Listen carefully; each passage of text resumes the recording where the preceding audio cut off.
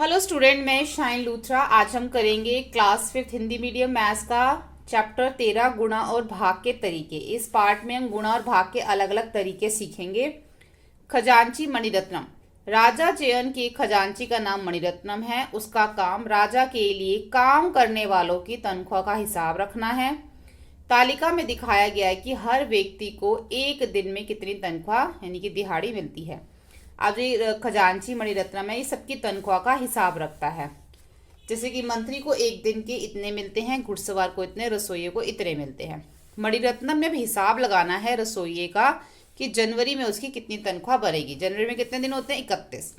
तो अगर एक दिन का दे रखा है और हमें 31 दिन का निकालना, तो हम 65 को 31 से अगर गुणा करते हैं तो हमारा आंसर आ जाएगा, उसकी 31 दिन की तनख्वाह आ जाएगी। लेकिन इस पार्ट में हमें अलग अलग तरीके से गुणा और भाग सिखाया जाएगा, इसलिए 65 को क्या करा, 65 को दो भागों में बांट दिया। 65 जमा 5, 60 जमा 5 65 होता है। पहले 60 को 30 से गुणा कर दिया, फिर 5 को 30 से गुणा कर दिया, ये आंसर आ गया। फिर एक दिन, क्योंकि 31 दिन है, फिर एक दिन को 60 को 1 से गुणा किया, फिर 5 को 1 से गुणा किया। ठीक है, तो ये हमारा आ गया। अब 1800 और 150 इन दोनों को जमा करके, 60 और 5 को दोनों को जमा करके, और चारों को ही हमने जमा कर लेना। देखो 1800, 150, 60 और 5, चारों को जब हम जमा कर लेंगे तो हमारा आंसर आएगा 2015। यानी कि 2015 जो है उसके जनवरी माह की जो है वो तनख्वाह है रसोइये की। मणिरत्नम की बेटी बेला ने गुणा करने का एक और तरीका सीखा। उसने कुछ ऐसे लिखा और अपने भाई को भानु को दिखाया। देखो इस तरीके से भी कर सकते हैं। सीधा 65 को 31 से गुणा कर लो, एक को 5 से किया 5, एक को 6 से किया 6। फिर हम लोग क्या करते हैं, यहाँ पे क्रॉस का साइन लगाते हैं, या फिर आप 0 लगा सकते हो क्रॉस को। 3 को 5 से किया 15, एक ऊपर आया, 3 6 18 और 1 19 का 9, सॉरी 19 आ गया। 3 6 18 और 1 19।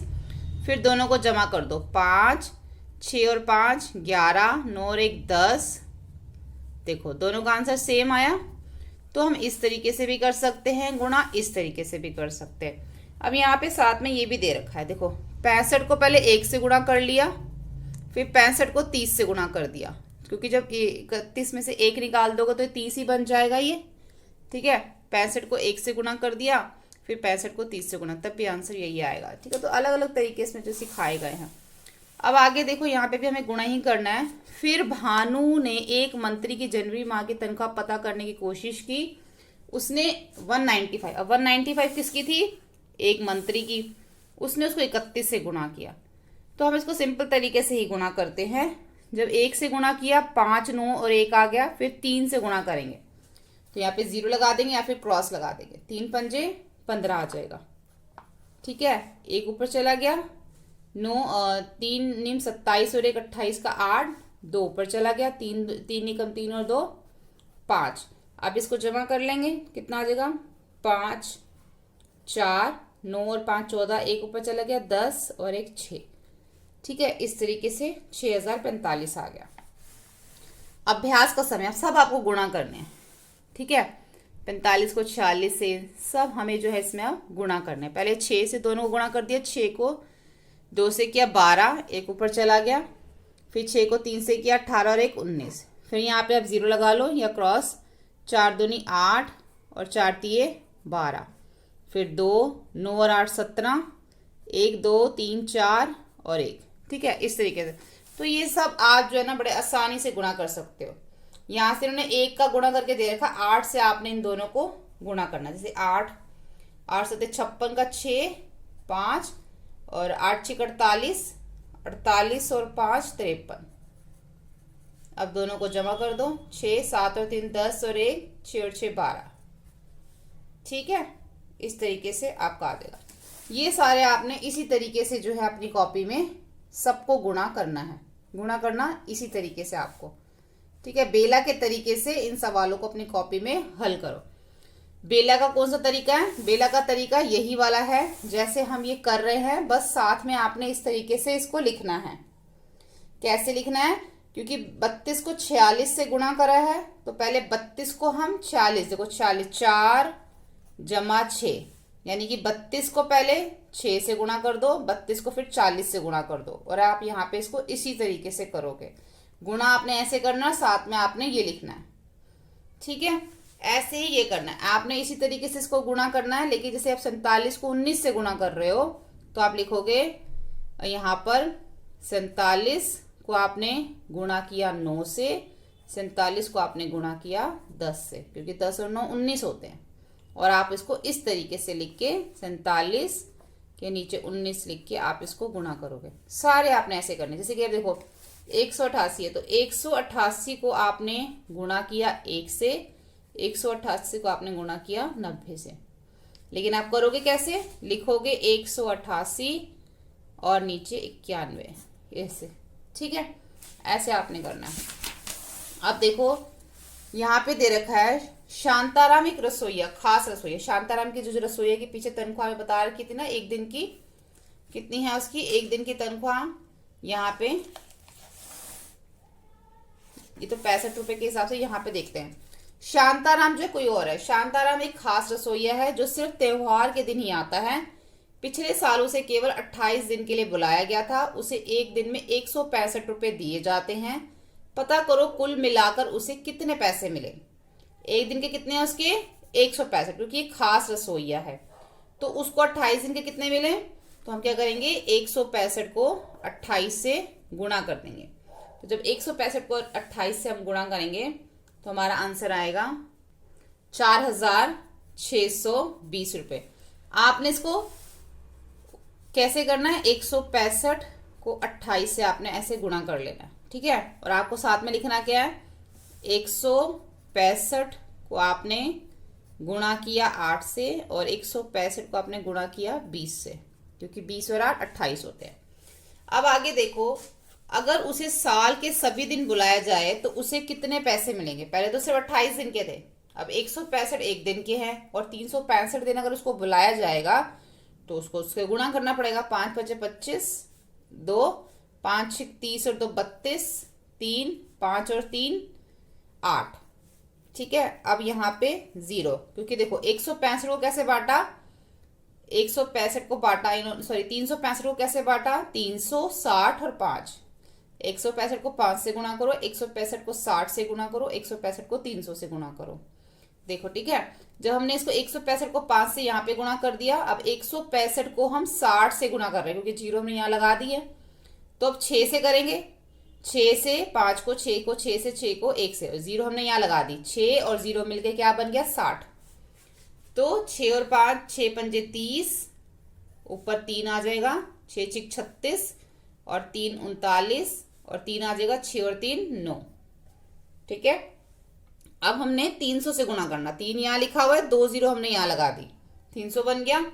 अब 3 पंजे 15, ये इन्होंने कर ही रखा है 3 से गुणा। अब हम इसको जमा कर देंगे, 5 2 9 और 8, अच्छा 9 और 8 हो जाएगा हमारा 17, 17 और 5 हो जाएगा 22 और 2 इधर आ जाएगा, 9 9 18, 18 और 2 हो जाएंगे 20 और 2 इधर, 4 और 2 6, ठीक है। ये उसकी एक साल की तनख्वाह हो गई 60,225 रुपए। अब एक घुड़सवार और एक मंत्री की साल भर की कमाई का हिसाब लगाओ। घुड़सवार का हमें यहाँ दे रखा है 76 रुपीज और एक मंत्री का हमें दे रखा है 195।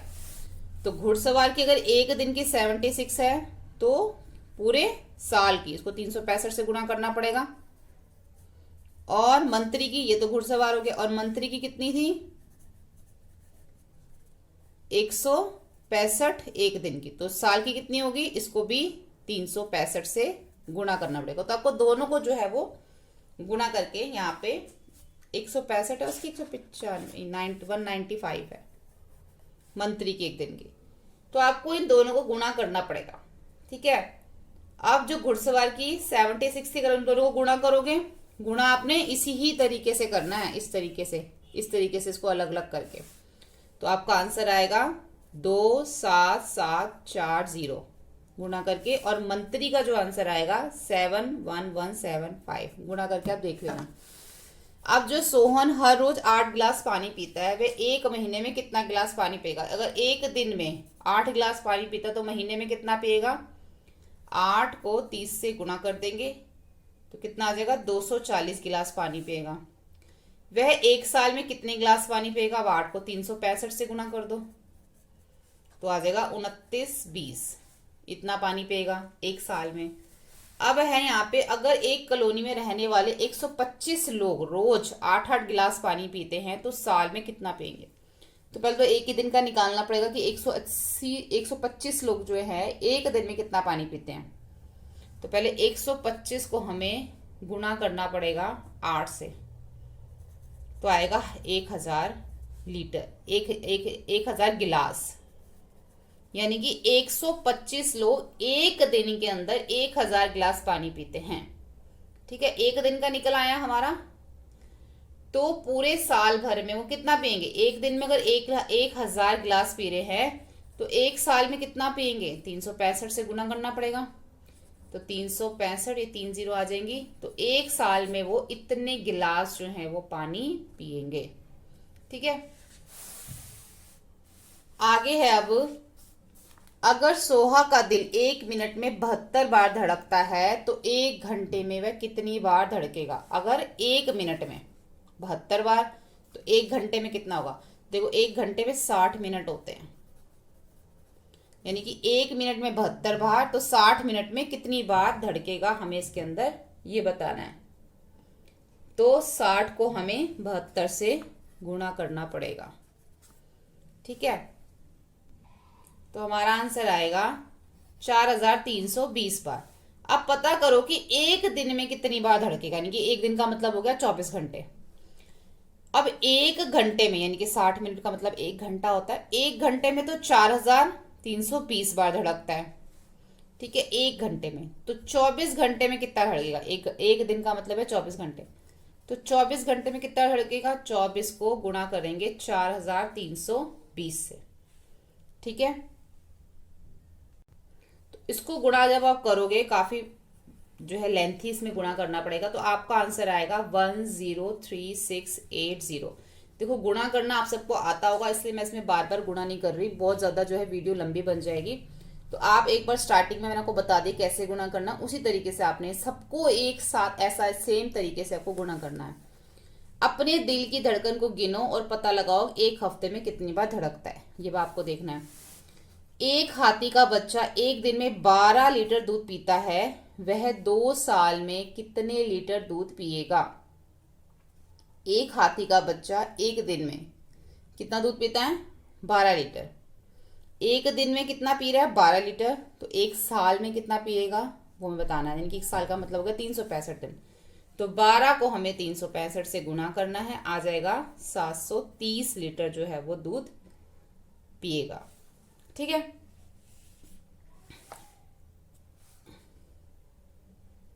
बारह को हमें एक साल का बताना था ना,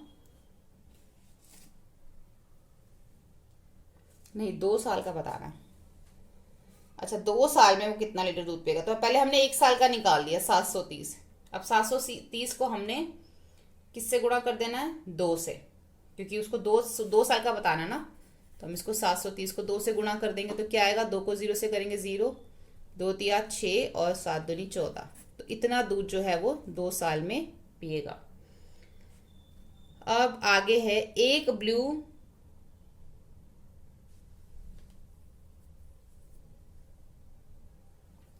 व्हेल का बच्चा एक दिन में 200 लीटर दूध पीता है। सोचो यह कितना सारा दूध है। तुम्हारा परिवार 200 लीटर दूध को कितने दिन में इस्तेमाल करेगा? ब्लू व्हेल का बच्चा 8 महीने में कितना दूध पिएगा? यानी कि पहले तो मैं ये बतानी, जो 200 लीटर दूध जो ब्लू व्हेल का बच्चा पीता है वो हमारे घर में कितने दिन इस्तेमाल होता है। अब 200 लीटर दूध जो होता है अगर हम अपने घर का निकालें तो पहले हमें 200 को जो है हमें भाग देना पड़ेगा। जैसे कि मान लो हमारे घर में एक दिन में 2 लीटर दूध लगता है, ठीक है, तो ये 200 लीटर है।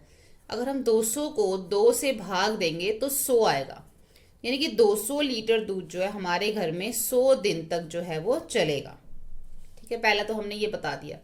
फिर जो ब्लू व्हेल का बच्चा 8 महीने में कितना दूध पिएगा? अगर वो एक दिन में 200 लीटर दूध पी रहा है तो वो 8 दिन में कितना पिएगा, 200 को 8 से गुणा कर देंगे तो कितना आ जाएगा, 8 दूनी 16, 1600 जो है वो लीटर दूध पिएगा। 8 महीने में बताना है। अच्छा 8 महीने में, तो 1 महीने में तो कितने दिन होते हैं, 30, तो 8 महीने में कितने दिन होंगे। इसके लिए पहले हमें 1 महीने का निकालना पड़ेगा। 1 दिन में 200 दिन हो गए, तो 1 दिन में जो है 200 लीटर दूध, जो दूध है वो ब्लू व्हेल का बच्चा पीता है, तो 1 महीने में कितना पिएगा, तो हम 200 को 30 से गुणा कर देंगे, कितना आ जाएगा, 6000, यानी कि 1 महीने में वो 6000 लीटर जो है वो दूध पिएगा। अब 1 महीने का आ गया तो 8 महीने का भी निकाल सकते हैं। 6000 को 8 से गुणा कर देंगे, 6000, हमें 8 महीने का निकालना है, तो ये हमारा 8 महीने का इधर आएगा। 6000 को गुणा करेंगे 8 से, 8 6 48, तो 48000 जो है वो लीटर दूध पिएगा। ठीक है, कितने टाइम में, 8 महीने में।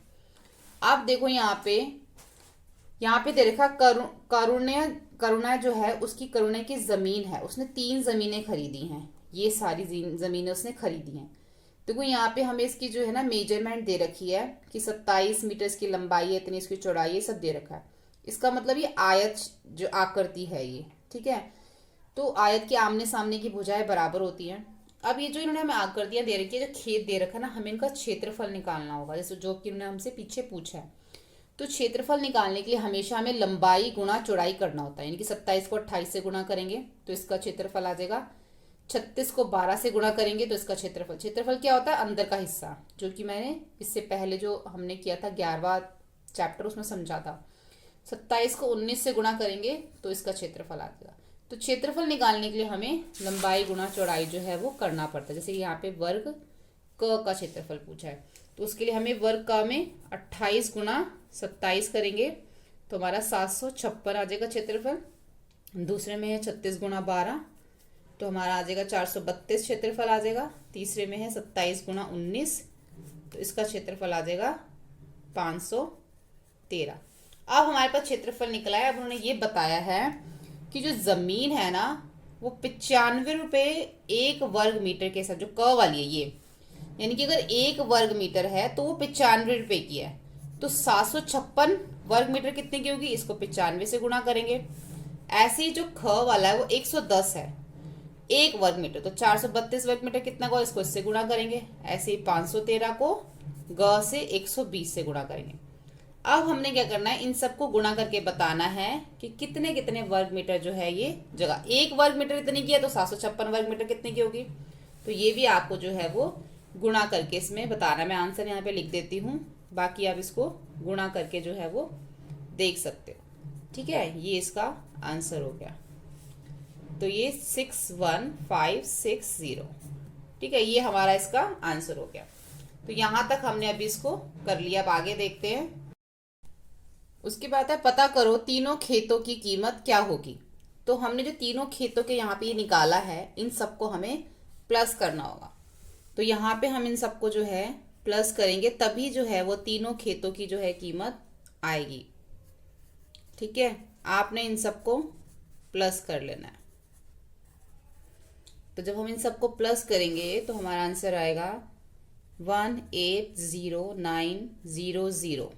ठीक है, यानी कि 1,80,900, 1,80,900 रुपए, ये तीनों खेत की जो है वो कीमत आ जाएगी।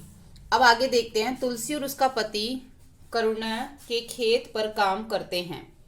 कर्नाटक सरकार ने कहा कि फार्म पर काम करने वालों को रोज कम से कम 71 रुपए देने चाहिए, लेकिन वह तुलसी को 55 रुपए, उसके पति को 58 रुपए ही देता है।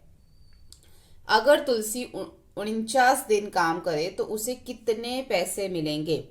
कितने चाहिए, 71, पर मिलते कितने हैं, 55 और 58, यानी कि तुलसी को 55 और उसके पति को 58 रुपए मिलते हैं। तो अब अगर हम 49 दिन के देखें तो उसको कितने पैसे मिलेंगे, क्योंकि उसने 49 दिन काम किया, तो उसको हम क्या करेंगे, 55 को 49 से गुणा कर देंगे। ठीक है, तो हमारा आंसर आएगा 26 95। आपने ना उसी तरीके से गुणा करना है जो मैंने बताया है। मैं बार बार गुणा यहाँ पे नहीं कर रही, लेकिन तरीका आपने वही रखना है। और उसके पति ने 42 दिन काम किया तो उसको कितने पैसे मिलेंगे? तो 42 को हमने किससे गुणा कर देना है? 42 को हमने, उसको 58 रुपए मिलते थे ना उसके पति को, तो 42 को हमने 58 से गुणा कर देना है, तो हमारा आ जाएगा 2436। ठीक है। दोनों को कुल मिलाकर कितने पैसे मिले? तो दोनों को जो पैसे मिले उन दोनों को जमा कर लो। 2695 जमा 2436, दोनों को जमा कर देंगे तो हमारा आ जाएगा 5131। तो दोनों को मिलाकर इतने पैसे मिले। वह सरकार द्वारा तय की गई कम से कम दिहाड़ी भी नहीं देता, यानी कि उसको 71 देने थे लेकिन वो 55 दे रहा था, 58 दे रहा था, और तुलसी को कम और उसके पति को ज्यादा पैसे क्यों देता है, चर्चा करो। ठीक है। अब यहाँ पे देखो, मैंने यह अखबार में पढ़ा कि अलग अलग राज्य सरकारों ने कहा है कि खेत में काम करने वालों की एक दिन की कम से कम तनख्वाह इतनी होनी चाहिए। हरियाणा में इतनी होनी चाहिए, राजस्थान में इतनी, मध्य प्रदेश में इतनी, उड़ीसा में इतनी। इस तालिका में 4 राज्यों की तय की गई तनख्वाह की रकम दिखाई गई है। खेत पर काम करने वालों के लिए किस राज्य में सबसे ज्यादा दिहाड़ी तय की गई और किस राज्य में सबसे कम? तो सबसे ज्यादा दिहाड़ी तो हरियाणा में तय की गई, आप हरियाणा लिखना, और सबसे कम दिहाड़ी जो है वो राजस्थान में तय की गई। भैरव सिंह राजस्थान में काम करता है। अगर वह 8 सप्ताह खेत पर काम करता है तो उसे कितने पैसे मिलेंगे? तो कहाँ पे काम करता है वो?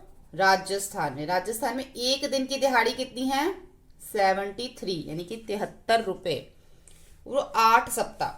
तो अगर वो एक दिन में 73 रुपए कमाता, पहले हम एक सप्ताह का निकालेंगे। ठीक है। तो एक दिन की दिहाड़ी हो गई 73, आपको ये लिखना है, एक दिन की दिहाड़ी 73। 7 दिन की दिहाड़ी यानी कि एक हफ्ते की, 7 दिन की दिहाड़ी 73 को 7 से गुणा कर देना। ठीक है। हम इसको 73 को 7 से गुणा करेंगे तो 511 आएगा। जब हमारे पास 511 आ जाएगा, तो जब एक हफ्ते की दिहाड़ी 511 है तो 8 सप्ताह यानी कि एक सप्ताह की दिहाड़ी हमने निकाल ली, तो 8 सप्ताह की कितनी होगी? 511 को आपने 8 से गुणा कर देना है। ठीक है। तो आपकी जो है वो 8 सप्ताह की दिहाड़ी आ जाएगी 4088 रुपए।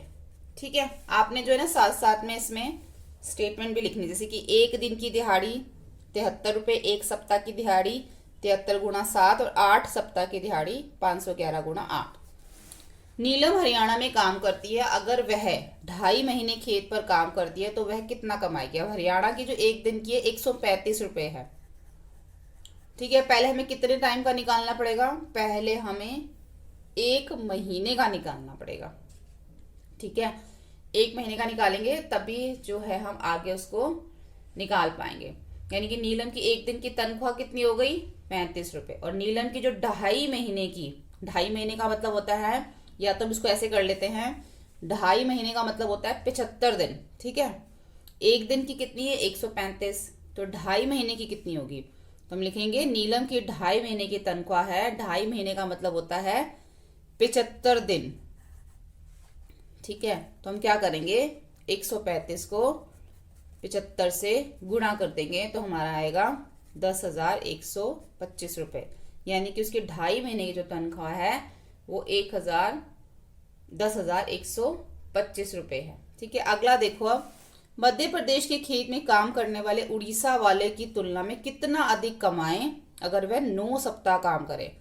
मध्य प्रदेश की एक दिन की दे रखी है 97, और उड़ीसा वाले की एक दिन की है 75। ठीक है। तो पहले हम इन दोनों को, क्योंकि हमें यहाँ पे तुलना करनी है ना, तो पहले हम यहाँ पे ही तुलना कर लेंगे, उसके बाद 9 सप्ताह की निकालेंगे। तो 97 में से 75 को माइनस करोगे तो आपका 22 रुपये आएगा। यानी कि अगर यहाँ पे भी सिर्फ एक दिन की बात हो रही है कि एक दिन के अंदर 22 रुपये ज्यादा जो है वो कमाते हैं मध्य प्रदेश वाले उड़ीसा से एक दिन में। ठीक है। तो हमने पहले एक दिन का निकाल लिया, इन्होंने हमें कितना बोला है? 9 सप्ताह का निकालने के लिए पहले हमें एक सप्ताह का निकालना पड़ेगा। एक सप्ताह का निकालने के लिए 22 को 7 से गुणा करेंगे, क्योंकि 22 रुपए की जो है वो ज्यादा कमाई होती है मध्य प्रदेश में। पहले एक सप्ताह का, एक सप्ताह में 7 दिन होते हैं, 22 को 7 से गुणा करेंगे तो 154 आ जाएगा। अब 154 को हमने 9 से गुणा करना है, क्योंकि 9 दिन का निकालना है हमें। 154 को 9 से गुणा करेंगे तो 1386 रुपये आएगा। ठीक है, यानी कि मध्य प्रदेश के खेत में काम करने वाला उड़ीसा वाले की तुलना में 1386 रुपये अधिक कमाएगा अगर वो 9 सप्ताह काम करे तो। ठीक है, अब आगे देखो, विदर्भ, महाराष्ट्र के किसान। विदर्भ गंभीर समस्याओं के दौर में गुजर रहा है। वहां वर्षा नहीं हुई तो फसल भी पैदा नहीं हुई। बहुत सारे किसान दुखी थे। कुछ किसानों ने अपनी जान तक ले ली। एक अखबार का रिपोर्ट इस क्षेत्र में पहुंचा और खेतों और लोगों के से बातचीत की। उसने ये रिपोर्ट लिखी, सतीश की कहानी। सतीश क्या रिपोर्ट लिखी, देखो ये है। सतीश 13 साल का लड़का है। उसके पिता ने खेती के लिए कर्ज लिया, लेकिन फसलें बर्बाद हो गई। अब सतीश की माँ को हर महीने 5,000 रुपये कर्ज की किश्त चुकानी पड़ती है। सतीश ने काम करना शुरू कर दिया। वह सारे गांव की 17 बकरियों की देखभाल करता है। उसे हर बकरी के लिए रोज 1 रुपया मिलता है। वह एक महीने में कितना कमाएगा? देखो, अगर हर रोज काम करता है और एक बकरी के लिए उसे हर बकरी के लिए रोज 1 रुपया मिलता है। कितनी बकरियां हैं? 17। 17 को 1 से गुणा करेंगे तो 17 ही आएगा, यानी कि वो रोज कितने कमा रहा है? 17 रुपए कमा रहा है एक दिन में। तो एक महीने में वो कितना कमाएगा? तो यहाँ पे क्या करेंगे हम, 17 को जो है गुणा कर देंगे 30 से एक महीने के लिए, क्योंकि 30 दिन होते हैं। तो 17 को 30 से गुणा करेंगे तो 510 रुपये जो है वो एक महीने में कमाएगा। वह हर महीने लोन चुकाने के लायक कमा लेता है? नहीं, क्योंकि क्यों, लोन कितना है? लोन तो है वो 5,000 रुपये है, तो वो हर महीने जो है लोन चुकाने के लायक नहीं कमा पाता। तो इसका आंसर आ जाएगा नहीं। वह एक साल में कितना कमाएगा? तो एक साल में 12 महीने होते हैं। ठीक है, तो एक महीने में 510 रुपये कमा रहा है, यानी कि एक महीने में। तो 12 महीने में कितना कमाएगा? 510 को 12 से गुणा कर देंगे तो 6,220 रुपये वो पूरे साल में कमाएगा। ठीक है, आगे देखो, कमलाबाई की कहानी। किसानों की मदद के लिए राज्य सरकार ने उन्हें गाय दी। कमलाबाई गुधे को भी एक गाय मिली। कमलाबाई गुधे को भी एक गाय मिली। गाय की कीमत है 17,500 रुपये थी। कमलाबाई को केवल 5500 यानी कि 5,500 रुपये देने पड़े, बाकी पैसे सरकार ने दिए। सरकार ने एक गाय पर कितने रुपए खर्च किए, हमें बताना है। गाय कितने की दी? 17,500 की। और कमलाबाई ने कितने दिए? 5,500। तो सरकार ने कितने दिए? 17,500 में से माइनस कर देंगे 5,500, तो कितना आ जाएगा? 12,000, यानी कि सरकार ने 12,000 दिए। अगर उसके गांव के 9 लोगों को गाय मिली तो सरकार को कुल मिलाकर कितने रुपए खर्च करने पड़े? अगर सरकार ने एक के लिए 12,000 रुपये दिए तो 9 के लिए कितने देगा? 12,000 को 9 से गुणा कर देंगे, 12 नीम 108। तो कितना दिया उसने? 1 लाख। यहाँ पे देखो, इतना जो है उसने दिया, 1,08,000 रुपये सरकार ने 9 लोगों की गाय के लिए दिया। लेकिन कमलाबाई खुश नहीं थी। उसने गाय पर रोज 85 रुपये खर्च करने पड़ते थे। दूध बेचकर वह कुछ पैसे कमा लेती थी, फिर भी गाय बेचना चाहती थी। अगर कमलाबाई रोज 85 रुपये खर्च करती है तो पता करो कि वे एक महीने में कितना खर्च करती है। सिंपल है, 85 को हमने 30 से गुणा कर देना है। अब 85 को जब 30 से गुणा करेंगे तो हमारा आंसर आएगा 2,550 रुपये, यानी कि वो एक महीने में 2,550 रुपये खर्च करती है। गाय हर रोज 8 लीटर दूध देती, तो एक महीने में कितना देगी? 8 को 30 से गुणा कर देंगे, यानी कि 240 लीटर दूध देती है गाय रोज का। ठीक है, महीने का, एक महीने में 240 लीटर दूध देती है। अगर दूध 9 रुपये प्रति लीटर बेचा जाता है तो कमलाबाई हर महीने कितना पैसा कमाती है? अब गाय देखो 240 लीटर दूध देती है एक महीने में, और 9 रुपये पर लीटर जो है वो दूध बेचा जाता है। तो इसका मतलब जो है 2,160 रुपये जो है वो जो बाई है कमलाबाई, वो एक महीने में इतना कमाती है। लेकिन खर्च कितना कर रही थी वो? 2550 रुपये गाय के ऊपर खर्च हो रहा है। कमा कितना रही है? 2160 रुपये। तो गाय को रखने के लिए पैसा खर्च किया गया कितना? 2550 रुपये। और दूध बेचकर कमाए पैसे 2160 रुपये। कौन से ज्यादा है? गाय पर खर्च किए गए पैसे उससे कमाए पैसे कौन से ज्यादा है? तो गाय पर जो खर्च किए गए पैसे हैं वो ज्यादा हैं। समझाओ वह गाय को क्यों बेचना चाहती? इसीलिए वो गाय को बेचना चाहती क्योंकि उसको उसके ऊपर खर्चा ज्यादा करना पड़ रहा है। अगर हम इसको माइनस करें, इसमें से घटाएं, तो उसको जो है 390 रुपये जो है वो उसके ऊपर गाय के ऊपर खर्च करने पड़ रहे हैं। उस यानी कि कमाई से भी 390 रुपये ज्यादा, जितने वो कमा रही है उससे भी ज्यादा उसको गाय पे खर्च करने पड़ रहे हैं। ठीक है, इसलिए वो गाय को बेचना चाहती है। अभ्यास का समय। सुखी एक खेत पर काम करता है, उसे एक दिन में 98 रुपये दिए जाते हैं। अगर वो 52 दिन काम करे तो कितना कमाएगा? ये भी सिंपल, हमने इसको क्या करना है? माइनस कर देना है 98 को 52 से। जब हम इसको गुणा कर देना है। जब हम इसको 98 को 52 से गुणा करेंगे, क्योंकि जब हमें एक दिन का दिया होता है, हमें ज्यादा दिन का निकालना होता है तो हम गुणा करते हैं। तो 5096 रुपये जो है वो 52 दिन में कमाएगा। उसके बाद है हरिया के मकान बनाने के लिए कर्ज लिया। 2750 रुपये हर महीने 2 साल तक चुकाने थे। यानी कि उसको हर महीने 2750 रुपये 2 साल तक देने थे। 2 साल पूरे होने के बाद वो कितने पैसे लौटा चुका होगा? यानी कि पहले हमें इसमें क्या करना है? हर महीने वो कितने दे रहा है? इतने। 2 साल का मतलब होता है 24 महीने, क्योंकि एक साल में 12 महीने होते हैं। तो 2 साल में कितने होंगे? 24 महीने होंगे। तो हम लिखेंगे 2750, जितने वो हर महीने कमा रहा था उसको 24 से गुणा करेंगे तो वो जो है वो 66,000 जो है वो दे चुका होगा 2 साल में। उसने कितना लिया था कर्ज? यहाँ पे कुछ ऐसा दे नहीं रखा, सिर्फ ये बता रखा है कि वो हर महीने इतना देता था, तो 2 साल में वो इतना चुका देगा। रत्तीराम शहर में दूध बेचता है। वह रोज 23 रुपये लीटर के हिसाब से 13 लीटर दूध बेचता है। वह कितना कमाता है? 1 लीटर कितना देता है? 23 रुपये का, और 13 बेचता। 23 को 13 से गुणा कर देंगे, तो 23 को जो हम 13 से यहाँ पर गुणा करेंगे तो हमारा आएगा 290 रुपये। यानी कि वो रोज के 290 रुपये कमाता है। एक किसान 1 लीटर दूध 11 रुपये में बेचता है। हर महीने वो 210 लीटर दूध बेचता है। एक महीने में वो कितना कमाता है? अब 1 लीटर दूध कितने का बेच रहा है? वो 11 रुपए का बेच रहा है। ठीक है, और कितना दूध बेच देता है? 210 लीटर। तो 210 को हमने 11 से गुणा कर देना है, तो 2310 रुपये जो है वो हर महीने कमाता है। ठीक है, एक कंपनी 1 लीटर पैक पानी की बोतल 12 रुपए में बेचती है। एक दुकानदार 240 लीटर पैक पानी खरीदता है, उसे कितने पैसे देने पड़ते हैं? अब 1 लीटर की बोतल है और 12 रुपए की है। ठीक है, और दुकानदार कितना खरीदता है? 240 लीटर। तो 240 को हमने 12 से गुणा कर देना है, तो 2880 रुपये जो है वो दुकानदार बोतलें खरीदने के लिए देता है।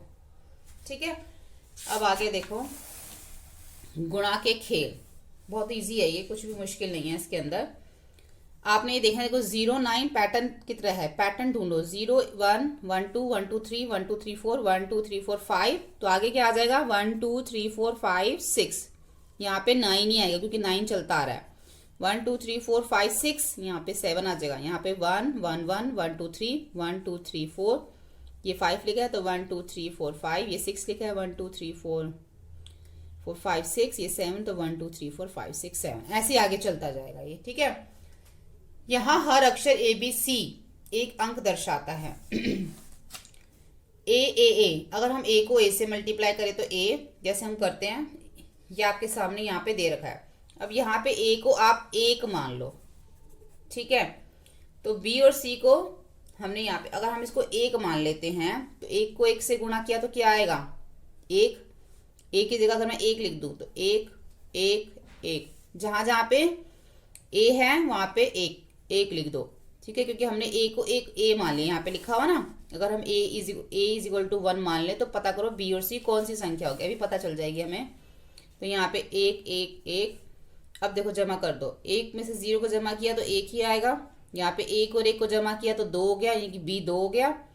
यहाँ पे 1 1 3 बार जमा किया तो सी 3 हो गया। यहाँ पे 2, यहाँ पे 1, यानी कि जो बी होगा वो हमारा 2 होगा और जो सी की वैल्यू होगी, जो सी का मान होगा वो 3 होगा। ठीक है। उम्र के कुछ खेल, अपनी उम्र लिखो। जैसे आप अपनी उम्र लिख दो 13 साल या 12 साल। ठीक है। उसको 7 से आपने अब गुणा कर लेना है। 12 को 7 से गुणा कर लेना है तो कितना आ जाएगा 84। उत्तर को 13 से गुणा करो। अब जो ये उत्तर आया है इसको 13 से गुणा करना है। ठीक है। अगर हम यहाँ पे गुणा करके देख लेते हैं, 4 तिये 12, 1 8 तिये 24 और 1 25, 4 और 8 2 9, कितना आया 1092। ठीक है। आखिरी उत्तर देखो, क्या उत्तर में तुम्हारी उम्र नजर आ रही है? तुम्हारी उम्र उत्तर में कितनी बार दिखती है? इस खेल को और लोगों के साथ भी खेलो। अच्छा, जो उत्तर आना था ना, फिर दोबारा इस उत्तर को हमने 11 से भी गुणा करना है।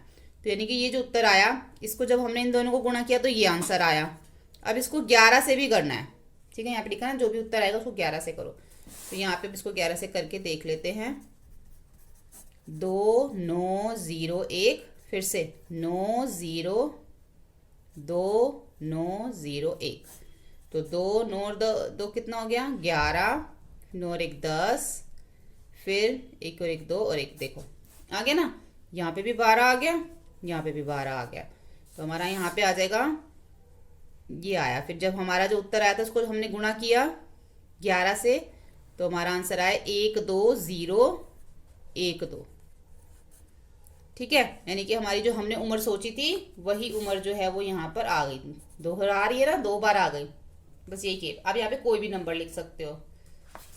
गोल गोल घूमो, बड़ा आसान है। अब आपको इसमें सिर्फ गुणा ही करना है। क्या इन उत्तरों में कोई पैटर्न नजर आ रहा है? देखो, ये 1 से गुणा किया, ये 2 से, 3 से, 4 से, ये 5 से। तो देखते क्या पैटर्न बनता है। 7 5 8 2 4 1। अगर जब हमने 1 से गुणा किया, 7 दूनी 14, 1 5 दूनी 10 और 1 11, 8 दूनी 16 और 1 17, 2 दूनी 4 और 1 5, 4 दूनी 8 और 2 1 2। ठीक है।